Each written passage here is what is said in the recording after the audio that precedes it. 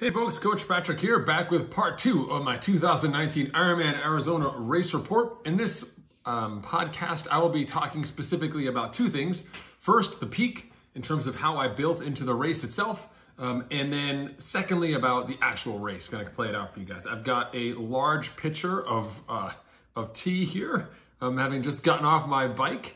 And ready to talk to you a little bit more detail. So I appreciate you indulging me as I kind of take you through this back channel version of how things worked out for me. So in the prior episode, I spoke to you specifically about what it meant for me to build a season. The reason why I started with that when I talk about a race is because races start when your seasons start. A lot of times people look at a race and they'll say, that person had a great race. She crushed it. What did she do in that race? She did this, this, and this. Wow, she did those things really well. And they look at the race, they look at the performance, they look at it as an individual element. Endurance racing couldn't be further from the truth. What you see on any given day in any endurance event, and by endurance event, practically anything more than 90 minutes, I guess I would call it, is a direct result of countless hours of work.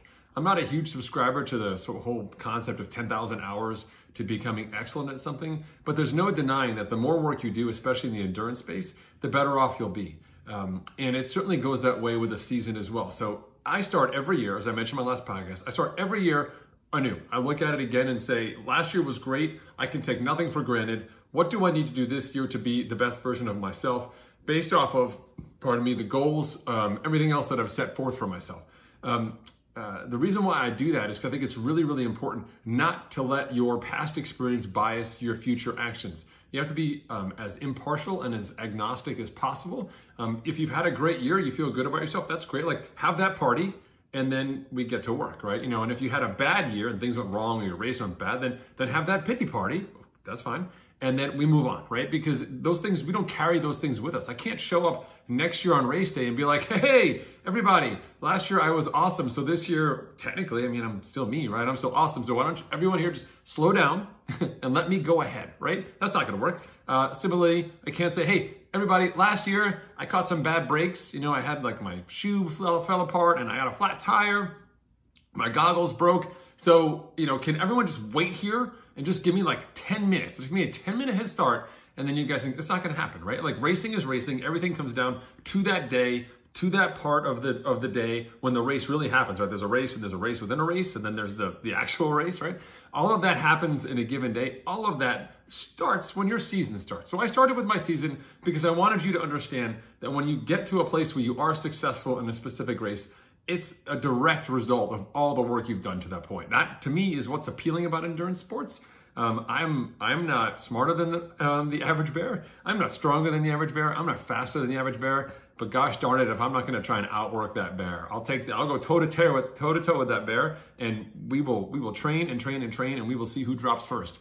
And I'm telling you, man, I'm not saying it's me or the bear, but I'm saying you have to stick around and find out, right? Because I'm gonna go for it. And that is a space where I can be successful. And I like that because it's a grounds that anyone can compete on. So let's talk a little bit about peaking now that I've set the stage. So on the peaking side of things, this is something I've come to realize over years and years of coaching and training myself, is that our body responds to changes in training stimulus. And that sounds easy, right? Do intervals, do hills, do a recovery workout, try a different sport, do multi-sport, do single sport. Sure, all things being equal, our body adapts. And basically what that means is when you start something new, there's an adaptation period where things are hard. Let's just say we haven't lifted weights in years. Let's go to the gym and you and I are going to do a bench press contest, right? It's going to hurt so bad. It's going to feel terrible, right? But if we did that once a week for 5 or 6 weeks, by the 6th week we did that for the 6th time, we actually would probably be pretty adept at it. We would know what weight we'd start with. We would know what reps we could do. We know just how much work we could handle. And our bodies would also have adapted as well. The muscles would have gotten used to the training load. They would have gotten somewhat stronger. We'd become more competent in manipulating the weight. Yay, everything's great, right? Well, at the end of the day, after 6 weeks, you've gotten to that load. Well, after 12 weeks of doing the same workout, the benefits of that workout start to diminish. They start to plateau. And same thing happens with our fitness. We start doing interval work in the middle of our season for the run, you're going to see a boost, a challenge, right? A little bit of a drop in fitness, and then a boost in fitness, and then eventually a plateau, and we have to change our modality. Similarly speaking, from an endurance perspective, we can't sustain a large training load across the course of the year. We also cannot sustain the same ramp load of an endurance build across a year. We can't always just say, I'm gonna add 2 more miles to my run every single week from now, January 1st, until September, right? I mean, obviously because that'd be like 40 weeks, you're adding 80 miles a week. That's a hell of a lot of running. But secondly, because there's not enough adaptation or there's not enough variety, in there to force adaptation to happen. And I believe that fitness is an elastic entity and it needs to be stressed. We need to stress it, but we also need to let it relax and let it recover and then stress it again. And that variety, that wave motion throughout the course of the season, throughout the course of multiple seasons, throughout the course of your life as an endurance athlete, whether you made intentional decisions or you got injured or life got in the way or job changes or family, who knows? I believe all of those peaks and valleys are an important part of the progress that we see over time to becoming successful. And even in the context of a season, it's really important to note that while we can get fit and we can do work, that building into a specific race requires a peak. And that means we have to come into it fit, strong, but not at the highest levels of work we've had all year. We have to come in at a lower percentage. So for me, doing a lot of training throughout the course of the year, that means that I actually have to drop down some of the volume. So I might do 250, 300 miles on the bike all winter long, indoors on Zwift, outdoors at training camps, all that good stuff. But when I come inside and I get inside those 12 weeks, entering that sort of week 16 to week 12, 10 range, I'm actually dropping some of that volume, right? I'm doing less work in that period. I need to let my body absorb what I've done earlier in the year so that I can ramp back up again into my race. Because that peak build, even if it's not higher than prior peaks in my season, that peak build and the taper period, that brief recovery before I race, is critical for me to be successful as an endurance athlete. I need to have a period of time where I can refresh myself, essentially, put a ton of training load in my body, suffer through it like everyone else does, then taper, absorb it, and then go race day. That huge peak, drop, and then peak again is what enables us to have that super high-end opportunity for super high-end great performance relative to everything else that we've done.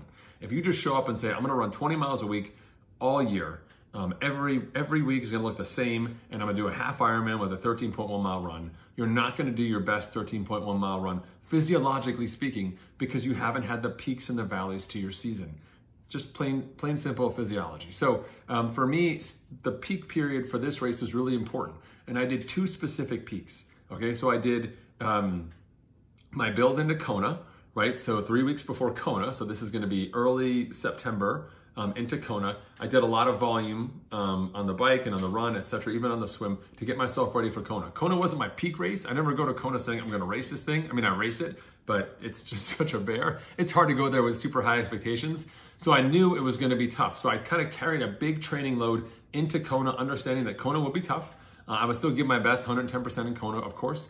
But really my goal was to come out of Kona in a way that I could absorb work and then head into Arizona. And that's one of the reasons when you see the charts that I'll show later, or you can look at when I link them to the video or to the podcast, that my peak run week was actually Kona week. Like I did a ton of running Kona week, ton of running into Kona as well. But coming out of Kona in the recovery period, I recovered really hard, dialed in the bike, and I didn't do very much work between then again. I kind of settled in a bit until I did a peak block 2 weeks out before Arizona. So there's 2 essential peaks before I got to Arizona. 2 weeks out from Arizona, big block, went to the woodlands, did lots of riding, lots of running, lots of swimming, just lots of training in 2.5 days, right? And then just prior to that was the short build into Kona as well. And those 2 peaks are what set the tone for my season. One could argue, and I'm not, I won't deny it, that it's not so much the work that matters as much as the rest. And I will say, and this goes into the next podcast, I think the more critical success factor for me in Arizona was the rest, was the taper, was not the volume, but more on that later. So I intentionally built my season like that. So for those of you who love to train, have flexible schedules, can do what you want time-wise, etc., kudos to you, life is good, that's awesome. But remember, we still need some variety. Those of you who are stuck in, crazy life situation, crazy job, crazy work, and just can't arbitrarily block out huge swaths of time for training, don't worry about it. You don't need to do that because the variability is what matters most. And that variability cycle just essentially means that you've got a baseline level of activity you can sustain, X hours, whatever hours that you have. And then beyond that, we need a concentrated period of time inside Endurance Nation. It's within those last 12 weeks when we really invest time into our training. So save up those vacation days, save up those spousal approval units, and know that, 3 weeks out, 4 weeks out from your big race, we're gonna aggregate them. Maybe you can time it with 1 vacation day, take a Friday, Monday's off. You got 4 days. You can just jam a ton of volume in there, bike heavy, keep it safe, all the good stuff, use our training plans, woohoo. And then absorb that, recover, and then use that on the race itself. So that peak period is super important. The reason why I want to emphasize that, I just don't want average people, quote unquote, people with lives and jobs and families and all the things, right? All the amazing people out there, all of you, my listeners. I want you to think that great performances are out of your reach simply because of the situation that you're in. It just means that your timeline to that performance is longer, right? It just takes, if someone has 20 hours a week to train and you only have 12 hours a week to train, in order for you to kind of equal the amount of work that they're doing, it's going to take you a longer time frame, right? There's also age in there. There's also general ability, skills that need to be developed, all sorts of different varieties. But at the end of the day, you can still be successful, and your trajectory over time may actually become more rapid later on, is because you've had to make more challenging and difficult decisions earlier in your life cycle as an athlete, as opposed to someone who has huge swaths of time and who cares? Like, if it doesn't work, I'll just, sleep all day Monday and then try again tomorrow, right? Like, you and I can't do that. I can't sleep all day Monday. And so, younger athletes, people who are independently, available to do all that training, all that, it's very, very different. But regardless, the peak is super important. And when you think about your season, I want you to think about that peak and creating conditions of success for that peak. All right? Okay, so on to the race. We are 11 minutes into this podcast so far, YOLO minutes into the podcast video cast. I'm gonna take a breather here for a second, just have a little sip of my my little tea here, so bear with me. Wow, that was a gulp. Sorry about that. So, okay, let's talk about this race. So Ironman Arizona, I had not raced it since 2005. So it had been 14 years since I raced Ironman Arizona. They changed many things. They took the run course off of the beautiful canal trails, the packed earth, the rolling terrain by the saguaros and all this beautiful stuff. They took it out and they make you run around a concrete path. Boo. They took the bike. It's still a 3-loop bike, which is just boo, but I get it. So same bike as it was before, just an extra 1,500 people, because there were 3,500 people in this race. There were 2,000 when I raced it before. But they did get rid of some crazy Mickey Mouse out and back stuff they'd done in the past. Even though there was lots of construction this year, I feel like the bike was as clean as they could have made it, right? And then last but not least, we have the swim course. Swim course has been the same course because Tempe Town Lake is just Tempe Town Lake. It's just where the water goes when it rains down to Tempe. They've changed that swim course so many times. I have no idea why. It's crazy, just because there is no moving water. I feel like they change it just as much as a course like Eagleman that has like tidal considerations. But it's basically essentially a drainage pool. I'm not sure why they change it all the time, but they changed it again this year from last year, which was changed from the year before that. And I'll get more into those in the details. But from a macro level perspective, these are the things I knew about the race. One, it was a flat course, so I had to prepare myself to swim, bike, and run at a relatively high level of intensity and a sustained sort of tight bandwidth of effort. Hilly courses mean work and recovery. You can probably, maintain your speed. I can coast down a hill in Lake Placid for 10 minutes and still be going 28 miles an hour. Can't necessarily do that in flatter courses, right? That was one. Number two, I knew that I'd have to face the winds at some point in time. Arizona has strong winds. You can see it if you go look at the data. And I knew that the winds would become a challenge. It was just a question of, what would the winds look like? What would it do? So I knew aerodynamics were super duper important in this race, body position, etc. So I was really keyed in on that. Third, I knew it was going to be cold, and I really only found this out in the last couple weeks before the race, but it turns out that the temperature was a storm, like about a week, 7 days before the race itself, which really dropped the temperatures from averaging in the 70s to all of a sudden down into the 60s. And that 15 to 20 degree drop meant the morning was colder, so I knew it was going to start off cool, so I had to make some changes with equipment selection to keep myself cool. And then finally, I had my goals. Like, I had things that I wanted to achieve in this race. And coming off of Kona, where I didn't have the best bike, I was really fatigued kind of going into the race there on the bike. I think I missed the peak on the bike. I was very buoyed there by my run performance, where I felt like I had just done an ordinary run, but still went sub 3:30, which for my best Kona run. And was really pleased to see that I could still run well, even if I didn't feel like I was running at my limits, but I could still just run. It gave me confidence in my run abilities. And I was really dialed into Arizona this year to say, what can I do on the run? Where can I go? What do I want to, what am I going to be able to put together for a run? Okay. So I'll go through each leg, talk a little bit about what I was going to do, and then how it played out. So on the swim, wetsuit swim, For the record, I've not done a wetsuit swim since Mont Tremblant in 2017. So I had to dig out the wetsuit. It's still good. No holes in it, but it was there. And so decided to, after a Kona non-wetsuit swim, broke out the lava pants. I bought those however many years ago, Xterra pair of lava pants. And I swam around in my Xterra lava pants for about 4 weeks, just getting used to the different body position that I would be in when I was swimming in a wetsuit.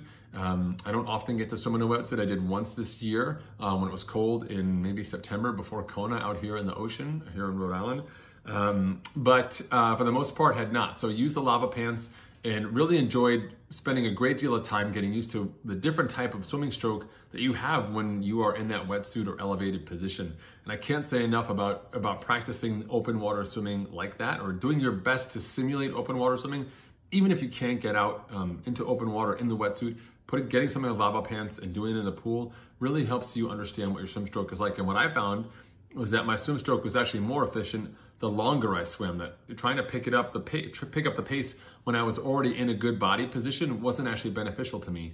And I was actually losing a great deal of speed because I didn't need to fight the dropping of my hips because I had this lava pants on. So instead I could really focus on a long, smooth stroke. So I really had gone through the mechanics, had found some good speed, and was feeling really confident when I swim. Did a couple 16,000 to 20,000 yard swim weeks, built off of starting with my Vasa and then integrating the pool and then just carrying the pool straight through to Arizona. So I felt really confident about the swim. So when I got there on race day, I was super excited. Like, here I am, I got my my Roka wetsuit on, I'm looking all pro, I got all my stuff. Problem is, I got stuck in transition, always bringing your own toilet paper, trying to find a porta-john. With 3,500 people, you're gonna need more than, I don't know, 40 or 50 porta-johns. And it was bad. So, and then we had to leave transition and then walk up to the swim start. It was about a 10-minute walk, not too bad. But of course, all the spectators and all the athletes are walking along the same path, so it's crowded. And then when you get to the swim start area, it's seeded by time because it's the Swim Safe initiative. So you have to get in with the 1 hour or the 110 or the 120, except there were not openings in the gates for the 1 hour, the sub 1 hour, the hour to 105, 110. And like the only opening was far down by like the 115, 110, 120 range. So you had to walk all the way down there to get in and then walk up. And the crazy thing was that basically people don't see themselves by time there. If they show up early and there's no one there, they'll just walk up because that's what human beings do. They'll just walk up to the front of the line.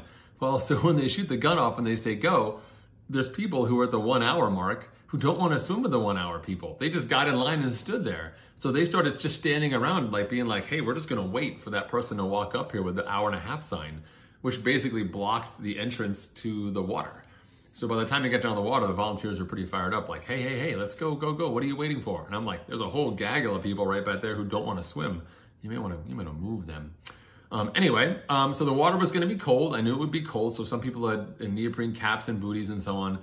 As a bigger guy, and also definitely going to be working pretty hard on the bike and the run, I wasn't too concerned about the water temperatures. It was right in the low 60s. It was fine enough. Definitely sort of take your breath away early, but then was fine. That's what I expected. What I didn't expect was how the swim course works. You basically waded in, which is great. 3 seconds or 5 seconds count. 1, 2, 3, 4, 5, beep, and 5 people could go. So you'd wade in.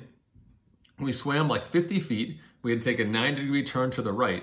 We swam like another 50 feet. We'd take a 90-degree turn again to our right, basically going back. So the line into the water went this way, and then we swam in the water and we basically did 2 turns to go 180 degrees the other way, because the way the ramp had been facing was down the river, not up the river. It makes sense, right? And had to swim back.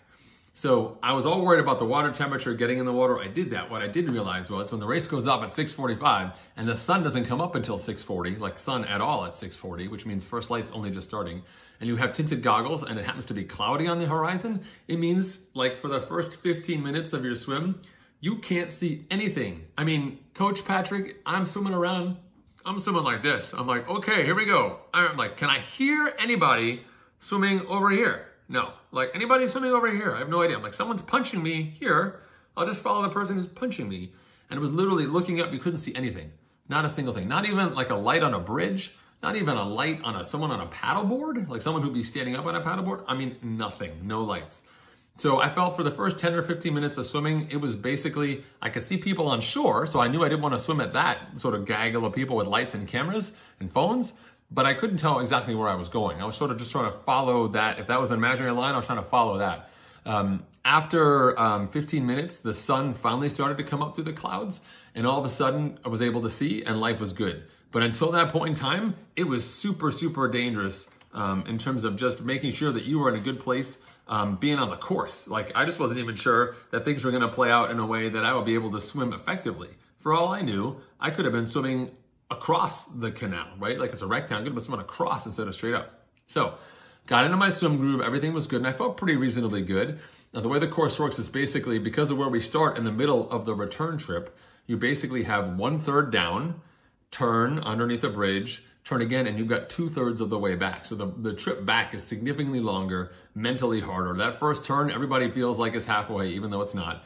And definitely on the way back, you could see that it was choppier, I felt like, on the way back. Always choppy under the bridges, but definitely choppier on the way back. Just seemed harder. And the buoy line wasn't necessarily straight. I feel like they kind of curve it a bit to make it longer. I'm not sure. But the net was, I felt like I was swimming well and swam well all day. It was well within myself, but I still didn't have a great swim time. I ended up at 106, which is fine. The challenge was, since I got in with the 110, I think, 110 to 115 range people. I was passing people all day because they're the people who seated themselves as 110s. They're probably like 120, 130 swimmers. So I was passing a lot of those people, but I wasn't swimming necessarily with people who are moving at my speed, which is fine. So decently good swim, got out of the water, and this is where things get interesting, right? Because I'm not racing in the swim, I'm just swimming to swim. So T1 in Arizona was 4/10 of a mile. So an average bear would take them 4 to 5 minutes to get out of the water to transition. Like, just jogging from water to transition would take 4 to 5 minutes. Well, I'm racing, but that's not gonna happen. Plus, I know I'm gonna be cold. So I get out of the water, I get some help with the wetsuit. Thank you so much, wetsuit strippers, because I was basically unable to do that myself. And then I'm running. We start off running, and it's, you know, an 8-foot wide green padded mat, which is great. After 100 feet, it becomes 6 feet wide. After another 100 feet, it becomes 4 feet wide. After another 100 feet, it is 2 feet wide. It is literally one person running, and the colors change, right? It goes from like nice green to like sort of beat up green to like sort of yellow, pea yellow, and then it's brown, which is almost the same color as the dirt. It's even hard to see, but basically everybody wants to run on that mat because it's concrete and you're barefoot and your feet are wet and want to slip. You want to stay on that mat, but you can't stay on your left because the person in front of you can't go around they can't go anywhere. They're stuck on this tiny little mat. So I ended up going around people, you know, running as fast as I could. Basically, I was saying to myself, 5K pace. My job in this space was to not only maximize my transition time, but also get my heart rate going, start warming up from that cooler swim, get activated for what I knew would be a challenging bike. So ran into transition, had everything. The volunteers in both transition areas were fantastic. I ran basically right down the side. I was right next to the fence, told the volunteer, she had the bag for me when I came back. Ran inside the tent, everything was right there upside down on my helmet. I had my arm warmers over my wrists. I put my vest on. The hardest part was actually zipping the vest up because I couldn't actually close my hands. Got that done, put the helmet on my head, and then took my go bag, my big Ziploc go bag out. I put my shoes on and walked out and basically walked down the transition area, getting my gloves on, putting my belt on, etc., finding the volunteer, and then going out. I wore my shoes through there because I couldn't hold my shoes, hold my bag, do all my stuff at the same time. So, got on the bike, ended up, you know, sort of a decent transition, pretty competitive, six something for all things, which is not bad being considered, and got out on the bike. So, those of you who know me, the bike is the bike. Here we go, hold on a second, take a drink. So in the swim, I think I was maybe 28th overall. So let me get to the bike. So the bike is the bike, and my job on this bike is to go pretty darn fast. And the way I set it out was, I call it the Kona train. I knew that Kona train has left the station before me because of the swim. I'm not with those people. So I didn't know I was 28th. I didn't know where I was, but I knew I wasn't with the people that I'm typically competitive with. So it's 3 out and backs. I knew it would be windy on the way out, headwind on the way out, tailwind on the way back. And then by the last lap, the winds would shift a little bit to make it not so much of a headwind out, and also not so much of a tailwind back. The winds would become less of a factor, but also less beneficial as the day wore on. So as I'm thinking about the race and what I want to do, I had a wattage plan. I used best bike split, an execution plan for those watts. I could see how many watts would be helpful, extra watts after that, not so helpful, what parts of the course the watts would be most helpful, etc. All things being equal, I kind of had a plan. And so I knew that my goal was essentially to ride my target watts out and then a slightly less percentage of target watts back in, because with a downhill and a slight tailwind on the way back in, I would still be fast. I wasn't gonna go crazy. I wasn't gonna go super hard out, super easy back, but I was gonna try and keep it in tight bandwidth. So my goal was to ride out at about 280 watts and to ride back between 260 and 270. So again, a tight bandwidth. So I wasn't taking time off, because I find it's kind of hard to restart after 45 minutes of not working too hard to start working hard again. So I wanted some level of variety, but I also wanted to be mindful of just sort of what my bandwidth would be overall across the course of the day. What proved to be really challenging was a couple things. So one, the wind was actually strongest right out of the gate. And it was really challenging. And so I was surprised how strong the winds were right away. I thought it would build over the course of the day as it warmed up. So that first lap out was legit. And I was spending a fair amount of time riding at 300 watts or closer to half Ironman effort on the way out. But I justified that as saying, this is me moving myself through the field to get as close as I can to that Kona train before we flip it and come back. And generally speaking, I could see people coming back I felt like with the time difference of me getting in the water relative to the more competitive folks, and the distribution of people on the bike after, 18 miles out, 18 out, 18 back. I felt pretty good about where I was. And that first lap was pretty clean. So I was about, 280 something, and normalized or average power out, and then slightly less on the way back. And I felt pretty good. I did the out and back, and I think I got there by 135 or 133 or something like that. And I said, oh, that's great. 3 of these, and I'll be right around my target time, which is around 440 was my target time on the day, based on all the analytics and stuff like that. So we flip it and we start heading out for lap 2. And this is where things just get wonky. The first lap, because of the cold weather, I've been peeing like a racehorse all the time, everywhere, unable to kind of get comfortable on the bike. The vest was great. I had gloves, I had sunglasses, everything was fine infrastructure wise, but it just felt hard riding that second lap out. Not to mention that there were people who had just started the bike still coming out. Think about it, 3,500 people starting a swim. I go in at an hour, so 10 minutes after the race starts, I go in. I swim a 106. Then people continue going in the water. They're doing 5 at a time, and I think it's every 10 seconds or every 5 seconds. So let's say it's 5 every 5 seconds. That's 60 people a minute. Theoretically, that will be 3,600 people in an hour, right? But I could tell you right now, it wasn't going that fast because the way the bottleneck was moving, they were missing their beeps. So they weren't super happy about that. So I was like, okay, so I got in the water. How many people are in front of me? How many people are behind me? When I did an hour and a half out and back, there were still people coming out of transition. So it was my hour swim essentially, and transition plus the extra hour and a half, hour and 20 minutes or 2:20 or whatever was last person gets in the water cutoff for the swim, which is a longer bandwidth when you do a rolling start like that. So there were people who were just starting the bike. That meant that whole second lap, I went from having nobody in front of me who was moving slowly because it was the start of the race, to the second lap saying, oh my God, this is everybody. It was like all of a sudden doing a race and they put you in the world's largest bike path where there's like people walking dogs with leashes and kids on rollerblades and stuff everywhere. Bottles, people lost, volunteers confused, aid stations overwhelmed. And that was that second lap. And also the wind was still fairly strong. So I have to say that on the way out on that second lap, so this is, if we're talking legs, it's out and back is 1, 2, and then out is 3. That third leg heading towards halfway, the turnaround will be the halfway point of the day, was so mentally tough. I internally gave up and then got re-engaged 18 times. It was just a nightmare because I was just not feeling the mojo. I biked a little bit hard the last time out. I wasn't seeing those same numbers now. My heart rate was where it was supposed to be. I was having trouble retaining fluids because I was peeing so much. And there were just so many people that I couldn't really get into a good groove.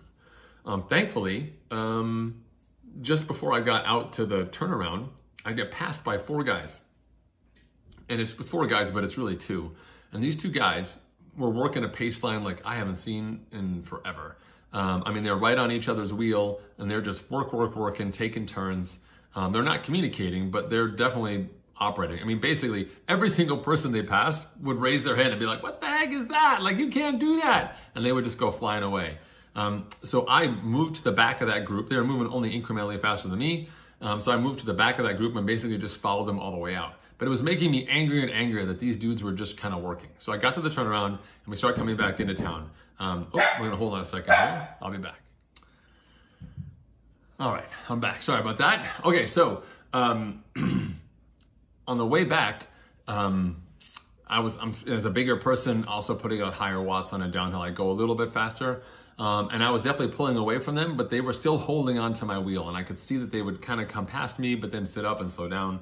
And so I was like, oh, this is not okay. So basically got back, you know, the whole 18-mile trip back into town. I saw this whole puzzle going on, and I made it my mission on this last lap. I had to give myself purpose. I was like, I'm going to try and get rid of these, you know, yeehaws who are totally, you know, cheating on this course and doing this badness. On the way out into the headwind, it's obviously hard to establish a break. So on the third lap on the way out, I'd kind of fallen into some good rhythm with my nutrition, and I started to feel a little bit better in terms of where I was on the bike. I still couldn't tell, and really the out and back, like slow out, fast back, really had me disoriented as to how successful I was being with my time. So I intermittently felt terrible and then awesome about my potential race. So when I got back into town at the end of the second loop, I saw that it was 3 hours and change, 3:03. And I was like, oh, hey, this is not too bad. If I do another hour and a half and change decent lap, I'm going to be right back in the mix of things. I'll be great. So I was kind of motivated heading back out and rode strong, but those guys are still not that far from me. And in fact, they picked up maybe 2 more guys, 2 different guys. So still 4 guys, 2 of them really working closely together, 2 of them not. So again, I sat off the back of them legally and just watched them do their thing and piss off everybody on the way out. Every once in a while, I would pass them when they would stop pulling and they'd get all jumbled up and then they'd pass me back, right? So we get out to the top and the turnaround again, and I was like, they were all slowing down at the aid station, but I'm on my Ventum, right? So I got this hydration, integrated hydration on top, 1.4 liters, love it. So totally was like, I'm not gonna wait for these guys to go through this aid station, slow down, I'm just gonna hammer. And hammer I did. So it's really steep at the top, and then it kind of levels out for a bit. And then there's a slight, 1 to 2% grade. And so basically I rode 32 to 36 miles an hour for about 15 minutes down this hill. And left all of those guys behind. In fact, when we got on the run, I didn't see them until I'd already put almost 2 miles in on some of them, almost 10 minutes in from the end of that bike in the transition to see them on the run as well. I just decided not to stick around, and it was actually great. Like, it gave me new purpose, and as you'll see from the pictures I'll put up here with the reports, definitely heart rate really picked up at the end, and so did the watts as well. But I definitely felt reinvigorated, and I was on a mission to get myself back to transition. I felt good about where I was at. Unfortunately, one of the prices of being on the faster side is that you will see folks pushing the limits of what's legal or what's allowed on the course. And so I knew I was technically in the right place, even though those weren't my people, not my people. So I was kind of really motivated to transition, got right in, ditched the bike, loved ditching the bike. Volunteers were great. And ran a transition, they hooked me up, went right in, and then it was time to, presto changeo for the run. Again, fast transition for T2 is 1/20th of the distance of T1, so I felt good about that. Didn't know where I was time-wise on the day, but felt good about that bike, and said to myself, hey, with that, whatever swim I had plus my bike, there's not a lot of people here right now. I feel pretty good about where I'm at. So now we got to go to run. And I'd set some really, really strong parameters for the run this time, because the run, I was starting to realize over the course of this year and multiple years coming into it, that I've had some significant mental roadblocks for the run, and that I ended up doing a lot of running on defense, making sure I stopped at all the aid stations, ate all the things, took things in just because I was worried about what would happen. And over the past couple of years, I've started to realize, as I've started to pull away the layers and eat a little less food and drink a little bit less, eat when I need to, focus on not slowing down, that I was finding pockets of speed that existed that I didn't really know about, because I had put myself in a space where I would just end up slowing down. And as my pace slowed down and I spent more time at aid stations, my run times overall were slower, but I was finding that I was spending 20 minutes at aid stations, almost 1 minute per aid station. Well, if I could cut those in half, I get 10 minutes back on my run, right? So that was kind of the objective here, knowing that Arizona was a friendly, flat course. And it was a crazy, funky layout for sure, but I was like, okay, this is where it's gonna be. So I, got in a transition, got everything ready to go, had to remember to take off my vest. It was definitely a lot warmer on the run than it was on the bike for sure, but just perfect temperatures for the run and not too much from a wind perspective as well, thankfully. So it wasn't like we were really suffering with a headwind in any section. And the way the course works, it's basically a 2 mile out and back, from transition out back, and then you run all the way around the other side of the lake, do a little hill, come all the way back around. So when you hit transition again, that's mile 13, then you go 2 miles past it to mile 15, back to mile 17, other side of the lake, got 9 miles left, whatever that is, to come back again to the finish.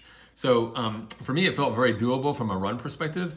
I like the multiple turns and areas where you could see people. And with the pro women's race happening, I could tell that I was in a pretty good place because the pro women weren't that far ahead. There were some amazing age group performances happening, but from a pro perspective, I knew I was sort of in a good spot overall, and I felt good. Coming out of transition, they made us run on the ups and downs of the sidewalk first, which was really frustrating because there was a very nice flat sidewalk right there. But I felt good, and my goal on the run was essentially to not stop at any aid station until I got to mile 8.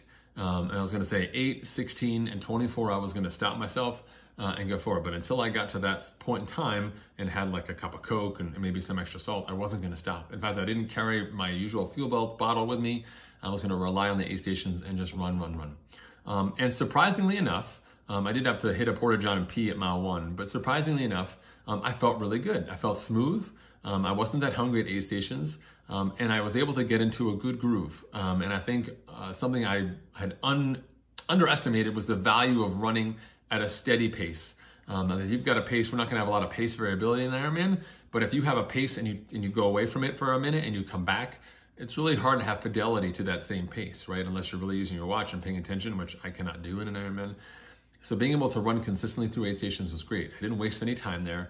I didn't lose any speed there. And I got everything that I basically needed and ran out the other side. Every once in a while, there'd be an aid station with a problem, like aid station apparently was being punished to be quiet and they wouldn't speak at all. And so you go in and you would have no idea what anybody had. And you would just be like, let's not talk, let's be super quiet.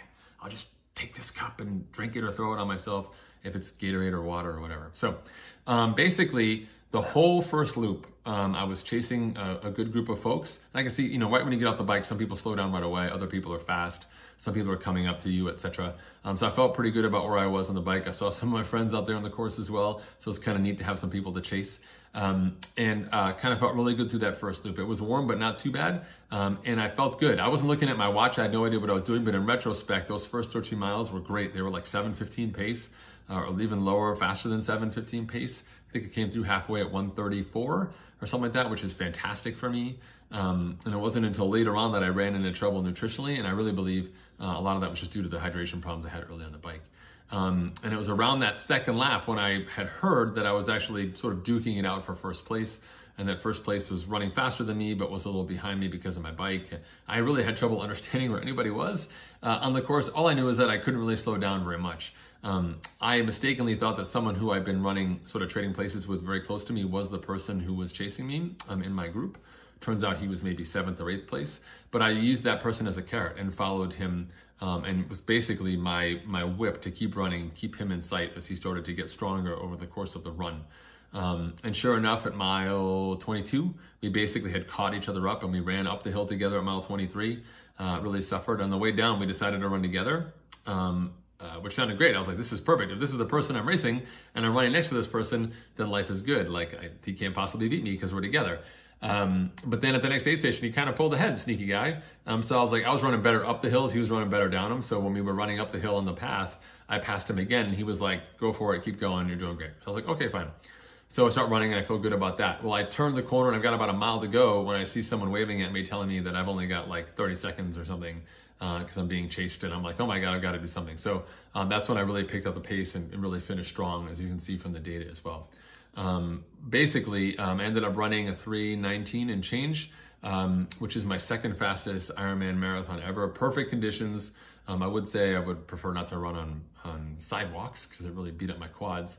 My quads were feeling it on the run, but overall, a great performance for me, coming off of, I think quite possibly my fastest bike overall. I think I was faster by a couple seconds than my Texas bike. Not as fast on the run that year then as I was, or then now as I was back then. I ran a 3:15 that year in Texas. But I felt really good about the run here. This run was hillier. And I felt just really proud of my performance across the whole day. So it ended up being was a 1:06 swim, 6-minute transition, 4:44 bike, something, 2 and change transition number 2, and then a 3:19 run, all netted out to be a 9:19. So taking me under about a 4-minute personal best, taking me under the 9:20 barrier for the first time, and giving me first place by about 40 seconds or so, off of an amazing athlete chasing me in second place as well. And some great performances across the board as well. But really humbling for me to realize that there's still gains to be had. I feel like this time around I did a better job with my lessons learned out of Kona in terms of work and rest. I felt like I did a better job of structuring the bike numbers and structuring the run mental focus as critical aspects for me to be successful.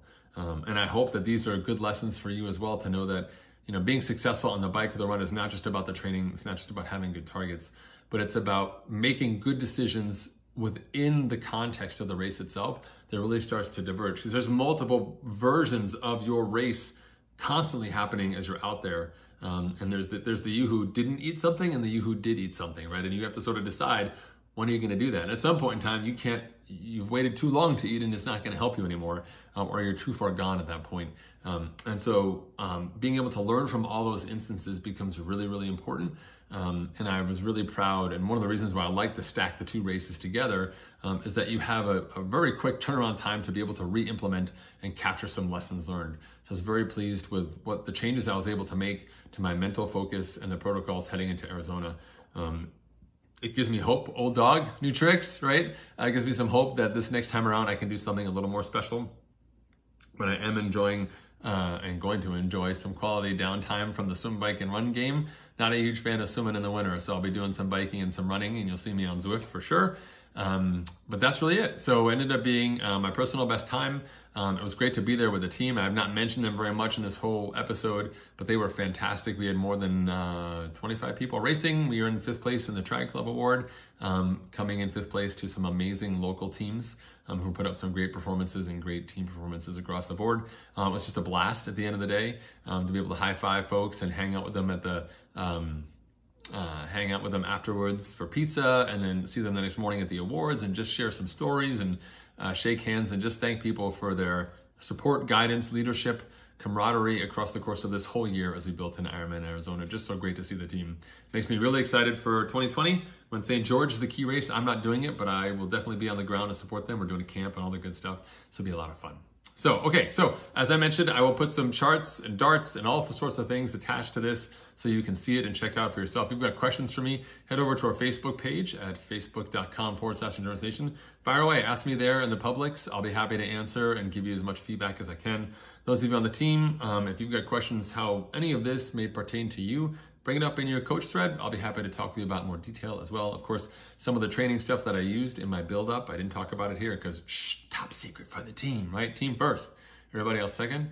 That will be coming in some of our training plan stuff for the new year as we release the full and long course plans, ideally in January. All right, so awesome. My next podcast, the third and final installment of this Ironman Arizona 2019 Race Report podcast series, we'll talk a little bit about my lessons learned and hopefully give you some insights on how I go through the learning process as an athlete and hopefully make you be better at that as well. All right, thanks so much for tuning in, folks. Coach Patrick signing off. I'll see you guys.